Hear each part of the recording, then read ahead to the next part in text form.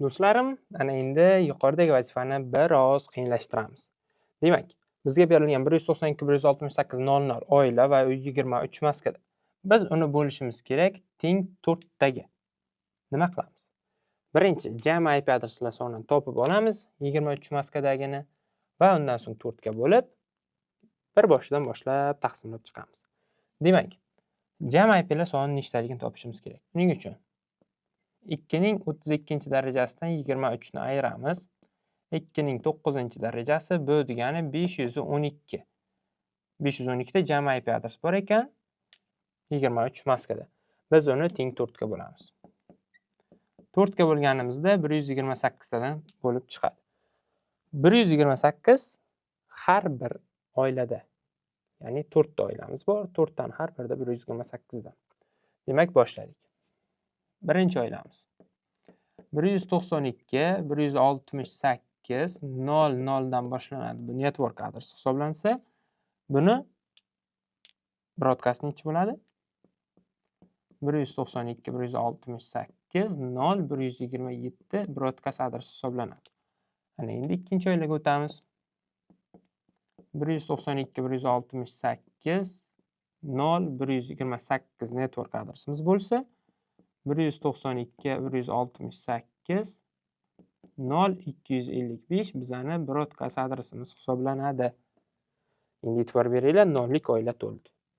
Birinchi oilamiz to'ldi. Endi ikkinchi oilaga o'tishimiz kerak. Bunda 192, 168, 10. Chunki 0 lik oila to'ldi. 1 lik oilaga o'tamiz. Unga ham 128 tadan qilib ajratib chiqamiz. E'tibor beringlar, mana shu yerda to'g'ri yozdimmi? Yo'q. Albatta noto'g'ri yozdim. Nimaga deganda 0 da ham qo'shib hisoblasak 129 ta IP adres bo'lib ketdi. Demak, mana bu 127 bo'lishi kerak. Demak, network broadcast. Va 4-chi oilamiz. 192, 168, 1, 128 bizada network adres hisoblansa, 192, 168, 1, 255 bizada broadcast adres hisoblanadi. 4-chi oilamizniki. Azizlar, mana bu 4 ta oilamizni maskasini ichidan bo'ladi. Buni hisoblashimiz kerak. Demak, bizda har bitta oilamizda 128 tadan IP adresimiz bor. Shundan foydalanamiz. 128 2 ning 7 darajasi, 2 ning 32 darajasidan 7 ni ayiramiz. Bizda paydo bo'ladi 2 ning 25. Demak, har bir oilamiz 25 maskadan iborat ekan. Bu 25 maska bizda 255, 255, 255 necha bo'ladi? 128 deb ifodalanadi. Kelinglar, har doim maskani mana shuncha qilib uzoq qilib hisoblashni yo'l emas, oddiy hisoblashni yo'lini o'rgataman. Bu shaxsan bizani o'zimizni OCM sentrimiz nomidan o'ylab topilgan narsa. Bu har doim o'rinli hisoblanadi. Demak, sizga 4 ga bo'lish vazifasi berilayotgan bo'lsa, shu 4 sonini 2 ni darajasiga ko'tarasiz. Demak, 2 ni darajasi 2. Demak, mana shuni berilgan songa qo'shib qo'yasiz. Ya'ni plus 2. 23 ga 2 ni qo'shishingiz bilan 25 paydo bo'ladi. Bu istalgan IP ni barcha IP larda maskani topishda eng qisqa yo'li hisoblanadi. Aynan shu kabi misollarda. Ko'ring, foydalaning. Keling, yana bir marta tushuntirib o'taman. Nechiga bo'lmoqchi bo'lsangiz, o'sha sonni 2 ning darajasiga ko'tarasiz va uni berilgan maskaga qo'shasiz. Shunda sizda natija paydo bo'ladi. Mana bu kichkina oilalaringizni maskasi paydo bo'ladi. Xo'p, aytishlaring mumkin. Misol 6 2 ning darajasiga ko'tarib bo'lmaydi-ku deyishingiz mumkin. E'tibor beringlar shu joyga. Biz har doim 2 ning darajasiga bo'lishimiz mumkin IP adreslarni. Misol uchun 2 ga, 4 ga, 8 ga, 16, 32, 64 va hokazo. Lekin biz uni 5 ga yoki 7 ga yoki bo'lmasa 6 ga bo'la olmaymiz. Nimaga? Chunki IP adres faqat 2 ning darajalari bilan ishlaydi. Mana shu savolingizga javob bo'ladi.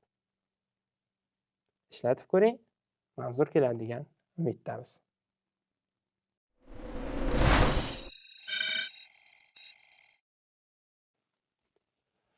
Do'stlar, kelinglar yana bir bor yanayam yuqorida ishlagan misollarimizni qiyinroq variantini ko'rib chiqamiz. Demak, bizlarga berilgan bo'lsin misol tariqasida 172.16.00 adres berilgan bo'lsin. Bu bizga berilgan 16 maskada. Biz buni bo'lishimiz kerak, 4 ga bo'lishimiz kerak. 4 ga bo'ladigan bo'lsak, qanchadan tushadi? Ko'rinishidan oddiyga o'xshayapti, lekin hozir buni ta'mini ko'ramiz. Demak, 16 maskada nechta IP adres borligini topib olamiz. 2 darajasi 32 dan 16 ni ayiramiz. 2 ning 16-si teng bo'ladi 65536 ga. Demak, bizda 65536 ta IP adresimiz bor ekan. Biz uni 4 ga bo'lishimiz kerak. Xo'p. Yonimda kalkulyatorım yo'q. Burchak qilib bo'lib o'tirishni xohlamadim. Nima qilaman shu holatda? Demak, bizda 2 ning jami 16 cha IP adres bor ekan. Kelinglar, shu narsani daraja ko'rinishida ishlaymiz. Ya'ni bizda 2 ning 16-darajasicha IP adres bor. Biz uni 4 ga bo'lishimiz kerak. 4 ga bo'lmoqchiman. Xo'p. 4 ni ayirib qo'yamanmi? Yo'q, unaqa bo'lmaydi. Ikkalasini bir xil asosga keltirib olishim kerak. 4 ni 2 ni kvadrati deb olaman-da va mana shu kvadratni mana bu ikkisini ayiraman. Mana shunda 2 ning 14-darajasi hosil bo'ladi. Demak, menda 2 ning 14-darajasicha IP adresdan 4 ta oila bo'lishi kerak. To'g'risini aytsam, 2 ning 14-darajasini men yodlamaganman. Nima qilamiz? O'ylab ko'ramiz, e'tibor bering. 2 ning 14-darajasi mana bu oktetga sig'adimi? Yo'q, sig'maydi. Nimaga? Chunki 2 ning maksimum 8 ga sig'ishi mumkin. Mana shu qoidadan foydalanamiz. Demak, mana bu oktetga sig'maydi. Shuning uchun men 8 dan ayirib yuboraman. 2 ning 6-si chiqdi. 2 ning 6-si nechiligini men bilaman. 2 ning 6-darajasi bu 64. Xo'p. Tayyor. Demak, qaranglar. Biz mana bu 4-oktet bilan ishlamaymiz. Ana endi 3-oktet bilan ishlaymiz. Chunki biz sig'madi bu. Sig'maganligi sababli 4-oktet emas, 3-oktet bilan ishlaymiz va 3-oktetni har 64 tada sikl qilib aylantiramiz. Tushunyapsizmi? Sikl qilib aylantiramiz. Demak, qaranglar. Har 64 tada mana buni aylantirishimiz kerak. Har 64 tada aylantiramiz. Bizda 4 ta oila bo'ladi. Demak, boshladik. Birinchi oilamiz. 172.16.00 dan boshlanadi. 172.16.63.255 gacha. Network broadcast. Bo'ldi. Endi ikkinchisi 172.16.64.0 dan boshlanadi. 172.16.127.255 gacha. Network broadcast. Uchinchi klientimiz. To'g'ri, uchinchi etajimizga kelsak. 172.16.128.0 network bo'ladigan bo'lsa, 172.16 ana endi 63 ni qo'shganimizda 191.255 network broadcast. Va to'rtinchisi 172.16.192.0 network adres bo'ladigan bo'lsa, 172.16.255 bizning broadcast adresimiz bo'ladi. Mana topib oldik. Endi yana savol tug'ilishi mumkin. Bu oilalarning maskasini qanday topamiz? O'zi e'tibor bering, jami bizada 2 ning 14-chisicha IP adres bor. Uni bittalab hisoblab chiqib, u qaysi maskadaligini topishni sal qiyin masala. Kelinglar, nima qilamiz? Boyagi o'rgatgan usulimdan foydalanamiz. Demak, nima qilmoqchi biz? Mana bu yerda biz 4 ga bo'lmoqchi bo'ldik. 4 ga bo'lmoqchi bizmi? O'sha 4 ni 2 ning darajasiga ko'tarib yuboramiz. 2 ning kvadrati bo'ladi. O'sha kvadratidagi sonni 16 ga qo'shib qo'yamiz. Demak, natijamiz 18. Har bitta oilamizda 18 maskadan bo'ladi. Nimaga deganimizda? Chunki bularda xoslar soni bir xil. Shundan foydalanib, har bitta oilada 18 maskadan bor desak ham bo'ladi. Yoki bo'lmasa, yana bitta usul bor. Demak, har bitta oilada 2 ning 14-darajasicha IP borligini bilamizmi? Nima qilamiz? Jami IP adreslar sonida mana shu 14 ni ayirib yuborsangiz ham bo'ladi. 2 ning 18-darajasi chiqadi. Mana. Bu 2 ning 18-darajasi nechaga teng bo'ladi deyishingiz mumkin. 255 16 bo'ldi. 192 yu 0. Mana. Bularning maskasi, mana bu oilalarning maskasi mana bunga teng. Mana azizlar, mana shunga doir bir qancha misollarni bir qancha usullarda ko'rdik. Qaysi yo'lni tanlash bu sizning ixtiyoringiz.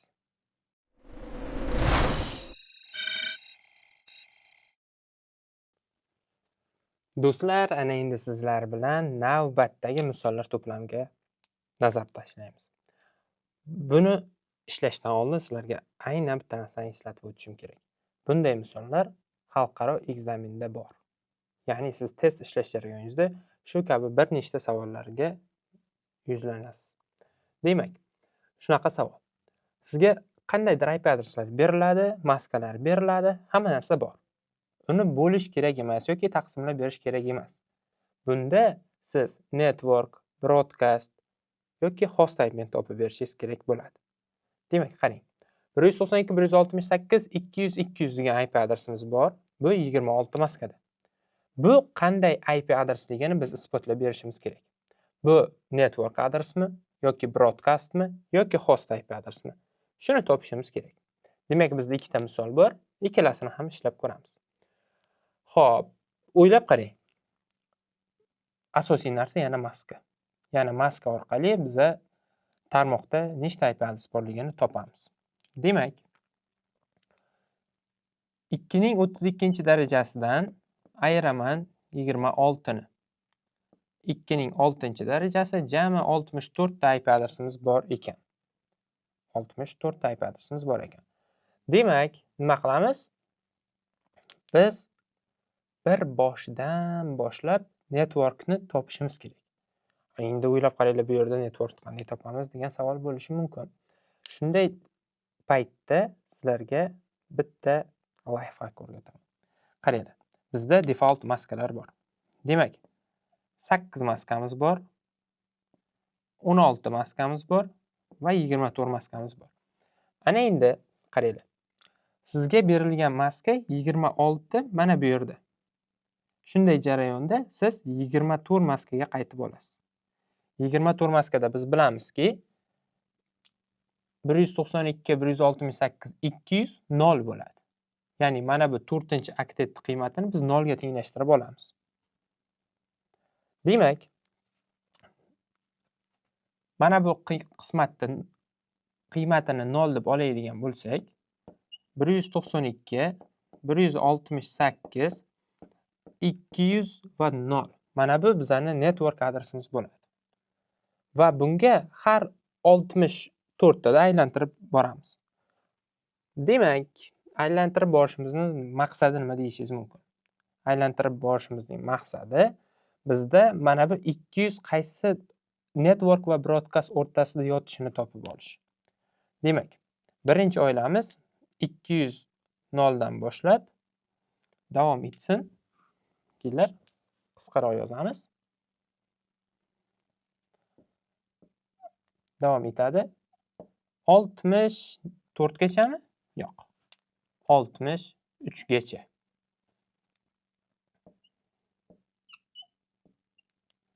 63 gacha davom etadi. Demak, bizda birinchi oylamiz tayyor. Demak, ikkinchi oylamiz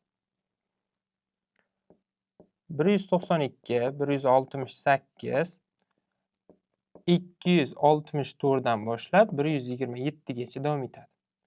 Keyingi oylamiz 192, 168, 200, 128 dan boshlab 191 gacha davom etadi. Keyingisi 192, 168, 200, 192 dan boshlanib 255 gacha davom etadi. Endi e'tibor bering, bizga kerakli bo'lgan 200 IP adresimiz mana shu oralig'da. Demak, bizning network adresimiz mana bu, broadcast adresimiz mana bu va bizga berilgan 200 IP adresimiz host IP adresi ekanligini biz topdik. Mana ko'rinib turibdiki, topish unaqa ham juda ham qiyin narsa emas. Lekin biz juda ham uzoq yo'ldan bordik. Buni bitta amal bilan ham topish mumkin edi. Bu qanday?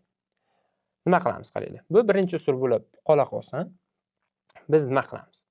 Mana bu 200 ni 64 ga bo'lib yuboramiz. Chunki har bitta oilamizda 64 tadan IP adres borligini topdik. 200 ni bo'lamiz 64 ga 3 butun nechidir qiymat bo'ladi. Bizga 3 ta o'zi kifoya. 3 ta o'zi kifoya. Demak, 64 ni ko'paytiramiz 3 ga 192 bo'ladi. Mana bu. Demak, bu qiymat sizga butun qiymatini ko'paytirganingizdagi chiqadigan qiymat 192 sizning network adresingiz. Demak, bunga 63 tani qo'shganingizda chiqadigan qiymat, ya'ni nimaga 63? 0 qiymat, 0 da ham hisoblaganimiz uchun 255 bo'ladi.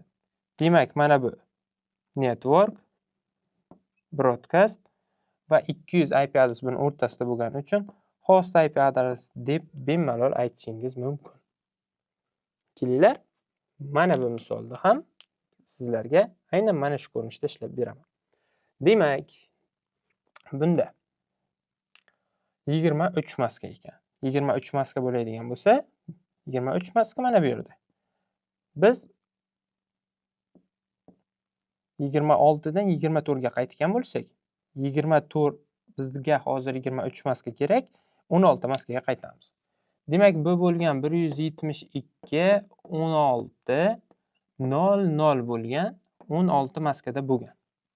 Va uni kimlardir bo'lgan, nechigadir bo'lishgan va bizda hosil bo'lgan oxirida 23 maska. Endi bu oila qanaqa oila degani topib olishim kerak. Ya'ni 23 maskada nechta IP adres bor? Demak, 23 maskamizda 512 ta IP adresimiz bor. 512 ta IP adresimiz bor. 512 ta IP adresimiz bu ikkita oila bo'ladi. 256 ga bo'ldim. Ikkitadan oila mavjudligini bildim. Xo'p, bu misol sal osonroq bo'lib qoldi. E'tibor beringlar. 172 1600 dan boshlansa, ikkita oilani beradigan bo'lsak, 172 16 1 255 gacha bo'ladi. Bu network, bu broadcast. Mana bu sonimiz, mana bu oilaning ichidami? Albatta yo'q. Xo'p. Buni 23 maskani bitta zo'r tomoni bor. Bu mana bu birinchi oila bo'ladigan bo'lsa, ikkinchi oilani ham misol qilib keltiraylik. Keyin solishtiramiz. 16 210 172 16 3 255. E'tibor bering. Broadcastimiz 2 juft son, networkimiz 0 juft son. Broadcastimiz 1 toqson, broadcastimiz 3 toqson. Demak, 23 maska bo'ladigan bo'lsa, sizlarda bitta zo'r narsa bor ekan. Ya'ni, agar bizga berilgan son agar mana bu 65 ga qaraymiz, bizga beriladigan o'sha 65 qiymatimiz agar toq bo'ladigan bo'lsa, u broadcastga yaqinroq bo'ladi. Demak, aniq host IP adresi. Demak, biz avtomatik topishlaring mumkin. Mana bu 3 dan bitta kichkinasi broadcast bo'lgan.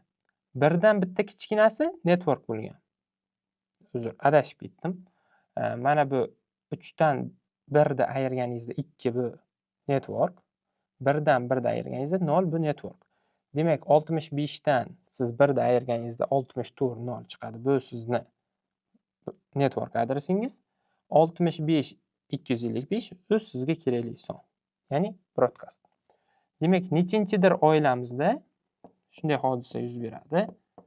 172 16 64 0 172 16 65 255 degan son paydo bo'ladi. Va bu network 64 0 broadcast 65 255. Bizga kerak bo'ladigan mana bu 65 200 ham buni o'rtalig'ida yotibdi. Bu degani bizga berilgan son host IP adres ekan degan javob berishingiz mumkin. Mana azizlar, bitta misolni ikki xil usulda ko'rdik. Bunaqa holatda eng yaxshi variant nima qilamiz qaranglar. Birinchi default maskaga qaytib olamiz. Eng yaqin default maskaga qaytib olamiz. Qiymatlarni eng birinchi holatiga qaytarib olib, undan keyin bir boshidan bizga berilgan maskadan nechta IP'ligini topib olib, mana shunchadan qilib sikl qilib aylantirib borish orqali juda ham osonlik yo'l bilan topish mumkin.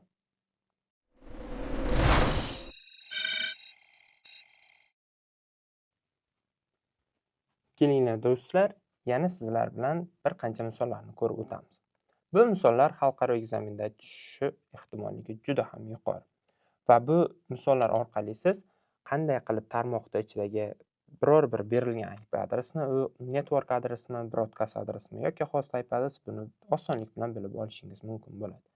Demak, buning uchun nimalar qilamiz? Bizda IP adres va maska berilgan, mana shu narsani o'zi kifoya.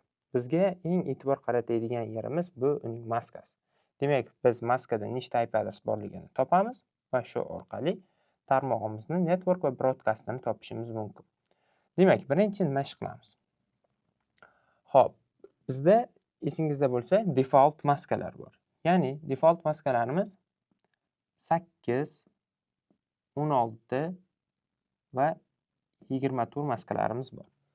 Demak, bizda hozir 27 maska berilgan. Bu 27 maska taxminan mana bu yerda. Biz 24 ga qaytib olamiz. Eng yaqin default maskaga qaytib olamiz.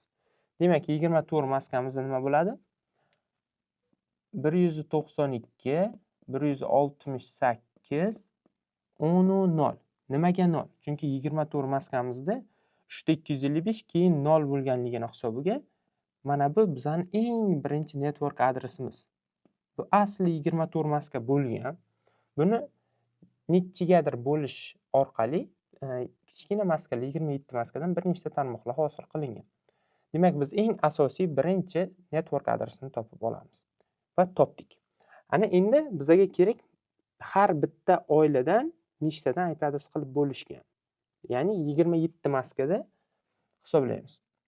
2 ning 32 darajasidan 27 ni ayiramiz. Bu 2 ning 5 darajasi va bu bo'ladi 32. Demak, asli mana bu 256 ta IP adres bo'lgan va uni 32 tadan qilib 8 ta tarmoqqa bo'lishgan. Endi biz topishimiz kerak, mana bu berilgan adres o'sha 8 taning qaysi birida? Qaysi birini ichiga kiradi va uni network va broadcastlarini topishimiz kerak. Xo'p, oson yo'lini nima qilamiz? Demak, har birida 32 tadan IP borligini bilganimiz uchun nima qilamiz? 210 ni bo'lamiz 32 ga. Bo'lish jarayonida biz butun qismini bilsak bo'ldi. Demak, 6 tadan berib ko'ramiz. 192 bo'ladi. Agar 6 tadan bersak, 7 tadan beradigan bo'lsak, ko'payib ketadi. Demak, 6 butun nechidir chiqadi. Bizga butun qiymatini o'zi kifoya, qolgan mayda qiymatlari shart emas. Demak, 32 ni ko'paytiramiz 6 ga. 192. Bu bilan nimani topib oldim? Men network adresi topib oldim. Bu chiqqan 6 nima edi degan savol bo'lishi mumkin. Boya aytib o'tdim. Bular asli mana bu 24 maskada 256 ta IP adres bo'lgan. Uni 32 tadan qilib bo'lishgan, 8 ta gruppa hosil bo'lgan.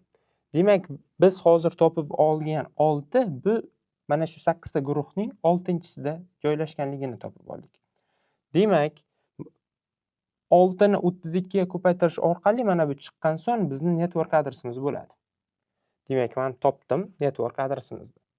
Endi 192 168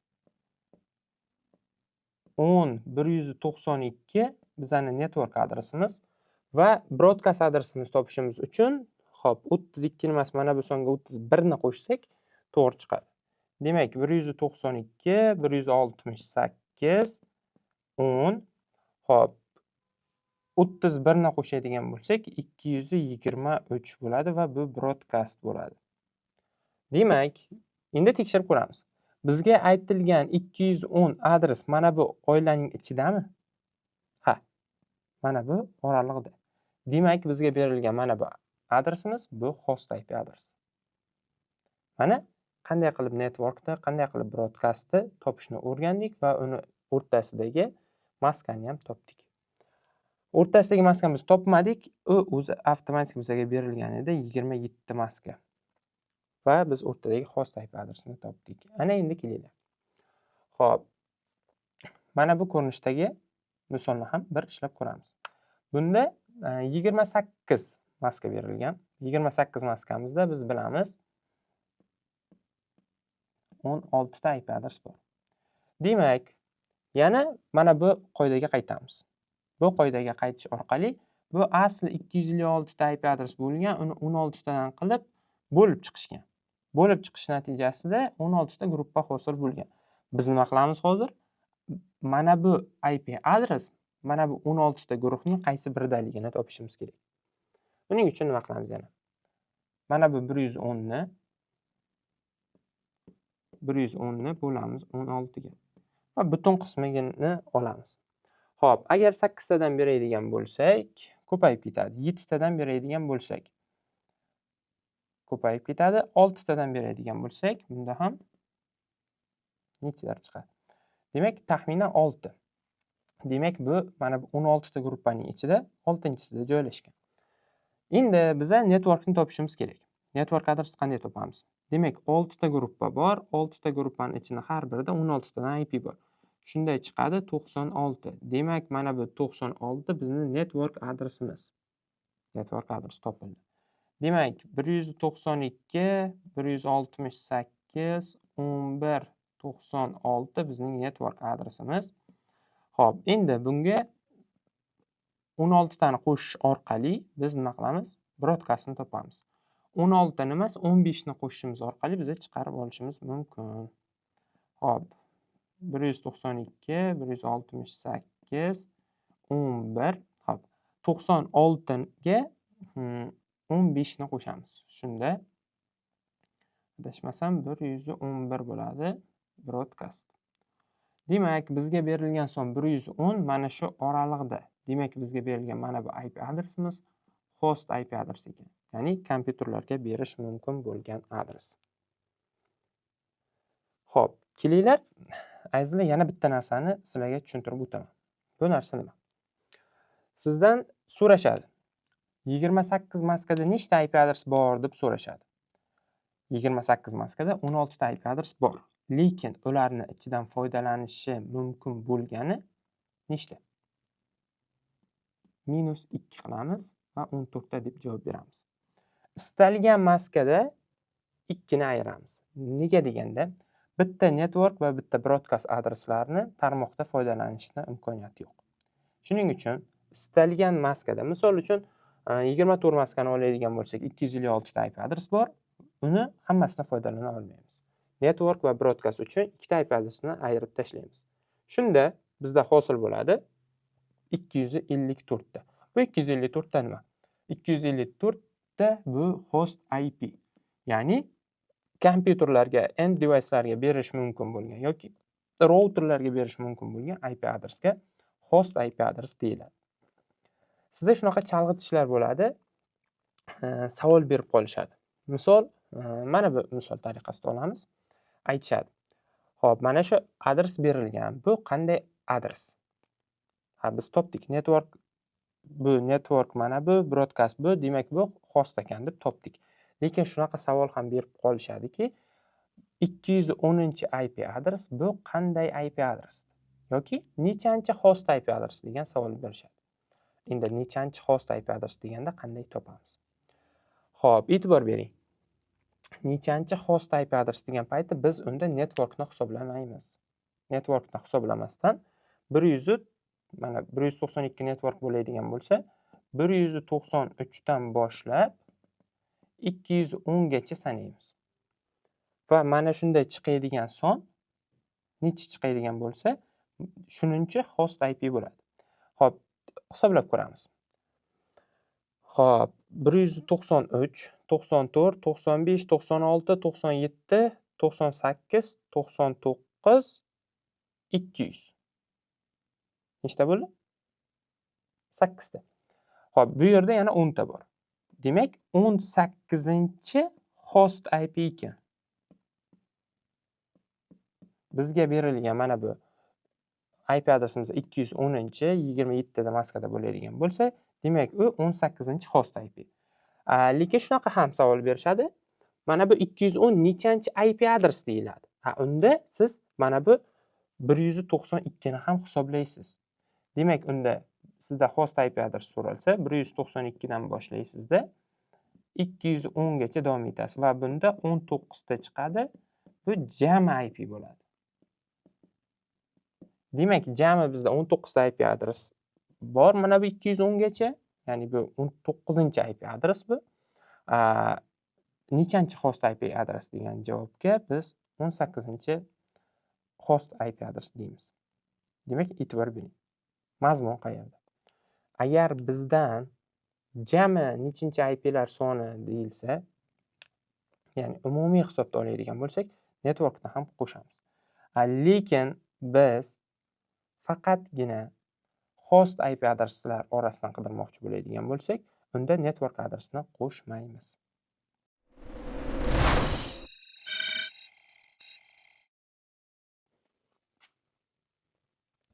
Videoni kuzatib borayotgan bo'lsangiz, bu misollar sizga aniq qiyinlik qilishi mumkin. Kelinglar, bularni qanday ishlash haqida ko'rib o'tamiz. Ya'ni bizga ikkita har xil misol berilgan va ularning biz host IP mi yoki networkmi yoki broadcastmi buni isbotlab berishimiz kerak. Demak, bizlarda kattaroq maskalar berilgan, ya'ni 21 va 14 maska. Qanday qilib bularni ishlash mumkinligi haqida sizlar bilan ushbu videoda gaplashamiz. Demak, 21 maska. Xo'p, o'tgan safar yana takrorlab o'tganimizdek, bunaqa holatlarda default maskalarga qaytib olishni maslahat beramiz. Demak, default maskalarimiz 8, 16 va 24. Demak, bizda 21 taxminan mana bu yerda. Biz 21imiz mana bu yerda bo'lsa, nechiga qaytamiz? 16 maskaga qaytamiz. 16 maskaga qaytilganda qanday bo'ladi? 172 16 00 bo'ladi. Mana 16 00 bo'ladi. Nimaga endi aynan qolgan ikkita oktetdan 0 ga tenglashtirib yubordim? Chunki 16 maskamizda 255 255 00 bo'lganligi uchun bu yog'ini ham 00 ga tenglashtirib oldim. Demak, ana endi bizlarda 16 maska. Bilamiz, 16 maskada 65536 ta IP adres bor. Uni nechtadir gruppa qilishgan, ya'ni 21 maskadan qilib nechtadir guruhga bo'lishgan. Demak, biz buni nechinchi guruhligini topamiz, shu orqali network yoki broadcastligini topishimiz mumkin. Demak, nima qilamiz? Birinchi o'rinda 21 maskada nechta IP adres borligini topamiz. Demak, uning uchun 2 ning 32-darajasidan 21 ni ayiramiz. 2 ning 11-darajasi. Bu degani taxminan 1000 ta 1024 bo'ladigan bo'lsa, uni 2 ga ko'paytiramiz, 2048 ta. 2048 ta IP adresi bor ekan. Demak, mana bu 21 maskada 2048 ta jami IP'lar bor. Endi bular taxminan nechta oila bo'ladi? Buni 256 ga bo'lish orqali biza nechta oila borligini topib olamiz. Xo'p, 4 ta 8 ta. Demak, har 8 tada bular o'zgarar ekan. Ya'ni mana shu 21 maska o'zini ichiga 8 ta oilani, ya'ni mana buni 8 ta oilani o'z ichiga oladi. Bo'ldi, bizga eng ключевой moment topildi. Ana endi nima qilamiz? 100 ni, mana bu 100 ni bo'lamiz 8 ga. Biz topdik, chunki 8 tadan oila borligini topdik bu 21 maskada. Demak, bo'lish orqali biz topamiz. 12 bo'ladi. 12 bo'ladi. Yana qiymati bor. Qoldiq qiymatlar bizga shart emas. 12 ni ko'paytiramiz 8 ga 96. Bu 96 ni topish bilan biz nimani topdik? Network adresimizni. Demak, qaranglar. Bizda nechtadir gruppa bor. U gruppani biza 12-sida ekanmiz. Biz 12-gruppani topamiz. 12-gruppada har birida 8 tadan bo'lsa gruppani oila bo'ladigan bo'lsa, demak 96 bizning network adresimiz bo'ladi. Demak, 172 16 96 bizning network adresimiz. Endi buni broadcastimiz topishimiz uchun 172 16 deymiz. Xo'p, har bitta oilamizda 8 tadan bo'lsa, biz mana bu songa 96 ga 7 ni qo'shishimiz kifoya. 7 ni qo'shganimizda bizda 103 255 chiqadi. Demak, ko'rib turibmizki, network va broadcast adreslarimiz bizda mavjud. Xo'p, endi solishtirib ko'ramiz. 100 degan IP adres mana shuni o'rtasidami? Ha. Demak, bizga berilgan IP adres host IP adresi ekan. Ya'ni buni kompyuterlarga, routerga yoki devicelarga berishimiz mumkin. Demak, biz buni isbotlab bo'ldik. Ana endi 14 maska berilsa-chi, unda nima qilamiz? Unda ham xuddi shu ishni qilamiz, faqatgina biz 16 maskaga emas, 8 maskaga qaytamiz. Chunki bu yerda 14 taxminan mana bu yerda. Biz unda 8 maskaga qaytib olamiz. 8 maskada qanday bo'ladi? Demak, 172 008. Mana. 8 maskada 16.777.216 ta IP adres bor. Uni nechtadandir qilib bo'lib chiqishgan. Men shaxsan bilmayman 14 maskada nechta IP adres borligini. Kelinglar shuni topib olamiz. Xo'p, uning uchun nima qilamiz? 2 darajasi 32 dan 14 ni ayiramiz. 2 darajasi 18 chiqadi. Demak, har bitta oilada 2 darajasi 18 tadan IP bor ekan. Xo'p, to'g'risini aytsam, bu sonni men bilmayman qanchalik. Kelinglar, men kalkulyatorga solib yoki buni oddiy ko'rinishda ishlamoqchi emasman, qiyin yo'lda. Kelinglar nima qilamiz? -8 qilamiz. Nimaga -8 qildim? Chunki mana bu bitta aktetimizga faqatgina 8 bit sig'adi. 18 mana bu aktetga sig'masligini bildim. Oxirgi 4-aktetga sig'maydi. Nima qilaman? Ayirdim. Xo'p, 10 chiqadi. 10 mana bu aktetga sig'adimi? 2 ning 10-darajasi. Bu 1024 ta IP adres mana bu yerga sig'adimi? Yo'q, sig'maydi. Sig'magani uchun yana 8 ni ayiraman. Shunda bizda chiqadi 2 ning 16 bo'lib ayirganimizda kvadrati teng bo'ladi 4 ta. Demak, bizda 4 ta oila bor ekan, faqat ular mana bu 2-aktetda. Biza topdik. Demak, biz mana bu 3 va 4-aktetlar bilan ishlamaymiz. Endi 2-aktet bilan ishlaymiz. Hop, boshladik. 172.000 dan boshlaymiz. Bu birinchi oilamiz network adresi bo'ladi. 4 tani ajratib olamiz. Hop. Kelinglar, shuni ham ikkita yo'lda ko'rsatib o'taman. Demak, 172.000 172 3 255 255 gacha. mana network, mana broadcast. Xo'p, mana shu oilani ichida mana bu IP adres bormi? Yo'q. Demak, bu birinchisi edi. Xuddi shunaqa qilib 2-chi, 3-chi, 4-chi oilalar qilib ketishingiz mumkin. Bu sal uzoqroq yo'l. Kelinglar, mana bu kabi ishlaymiz. Demak, biz bildik 16 ta oila bor ekan. Bizga 16-chi oila kerak. Taxminan 13-chi oilaga tushishini topishimiz kerak. Nima qilamiz? 16 ni har bitta oilada 4 tadan oila bo'lgani uchun bo'lamiz. 16 ni 4 ga bo'lib hech qanday qoldiqlarsiz chiqdi. Bu degani qoldiq yo'q degani 172 1600 network adresimiz 172 endi e'tibor beramiz. Mana shu oilada 4 ta oila bor. Yana bu degani 4 ni qo'shadigan bo'lsak 16, 17, 18, 19.